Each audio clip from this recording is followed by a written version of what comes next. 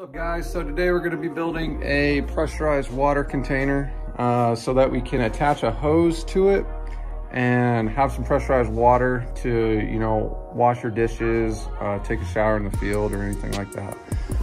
So what we're going to need to start off with is you're going to need your spigot, a Schrader valve, this adapter which will allow us to attach this hose, some silicone, and your hose. I'm also buying these to see if I need these for the seal between this piece and up here. All right, let's get started. All right, first thing we're gonna wanna do is take this cap completely off. All you need to do is pull really hard, and this piece should pull up over this lip, just like that. All right, next what we're gonna do is we are going to take this cap off. We're gonna cut this off, and we're gonna cut this in half. All right, now that this is in here, all we need to do is just cut it right down the middle.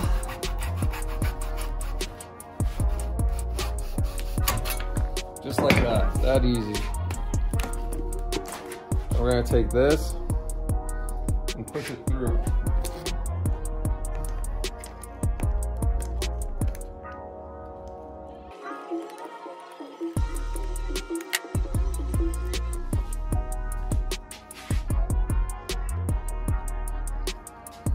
Alright, you have to push kind of hard, get the Schrader valve pushed all the way through. Alright, now that you have the Schrader valve pushed through, you're just going to take your cap, tighten your cap down.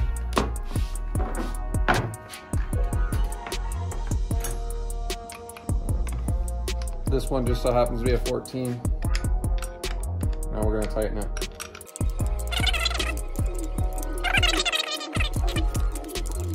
All right, now that we have the Schrader valve on, we need to drill this out just a little bit to allow the spigot to fit in, or correction, allow this adapter to fit in. So just a little bit, take it a little bit at a time.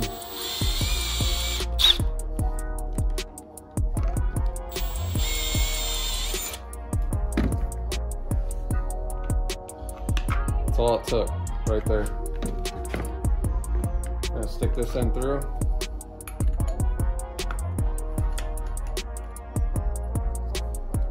All right, there's our test fit. Silicone, cut it real quick, scissors, right here.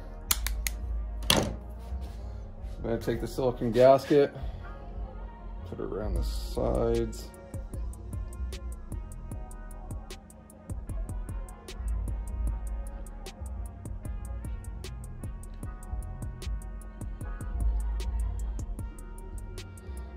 I'm putting a healthy amount. Just put it in here. Doing a healthy amount again. So now it looks something like that.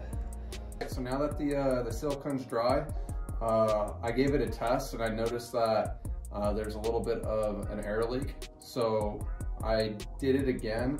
I put significantly more silicone in there. Now it's all good to go. I waited 30 minutes for it to dry. It's dry now. I actually tested it once and it held pressure perfectly.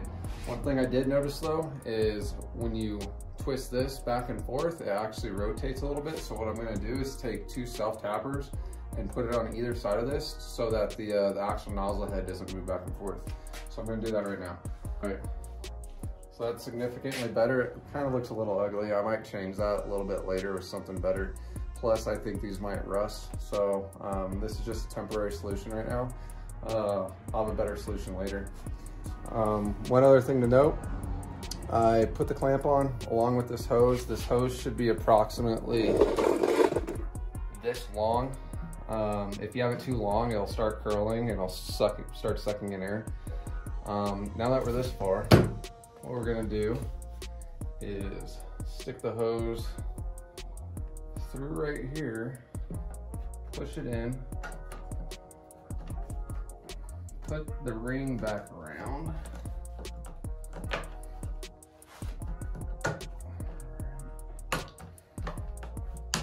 All right, that's seated, and then we'll twist it.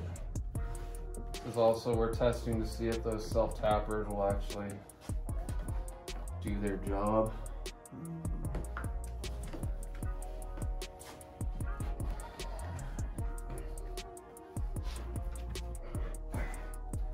I have this flip, so when I actually do it for realsies, I'll start the twist from up here and it'll be the correct direction.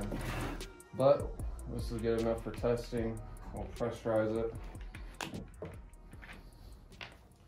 See if it holds air.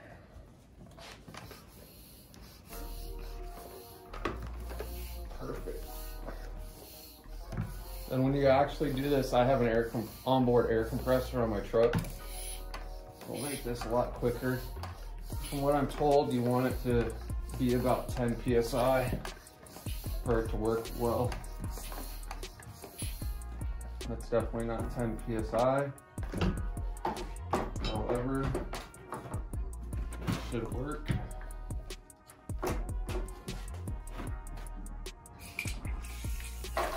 There we go. So next, all we're gonna do is attach a hose. I found this small one at Home Depot for like $6. Actually, there's a piece I needed to it. Let's use one of these, I guess.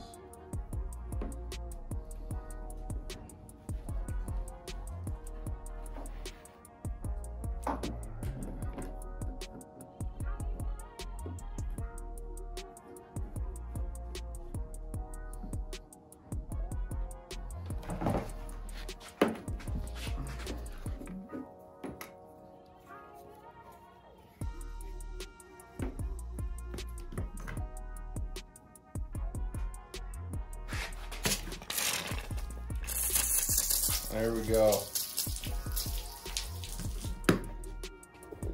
So as you can see, that works like a charm. No air leaks, nothing. It works very well. I plan on taking this out to the field with me whenever I go out to the field for showers or washing dishes or anything like that. It's a relatively cheap option to do something like this. I mean, the whole thing probably cost me like 30 bucks. I have actually 3 more of these jugs, so I could potentially build 3 more of these. If you guys want a more in-detailed video, I think this one was pretty detailed, but if you need more advice or anything like that, I can do another video or a actual like forum post, which will look a little bit better. I plan on doing more little build videos like this on my truck. Specifically, I know a lot of people are wanting to do a how-to Tacoma front end conversion on that, so that's probably going to be one of my next videos. It's going in depth on how to do the whole transformation to turn a 4Runner into Tacoma. So thanks for watching the video. I hope to see you guys again. Oh, and by the way, check out my Instagram page at I am Borland. I post pictures and videos daily, so please check that out, like and subscribe, and I'll be sure to do more videos like this. All right, later.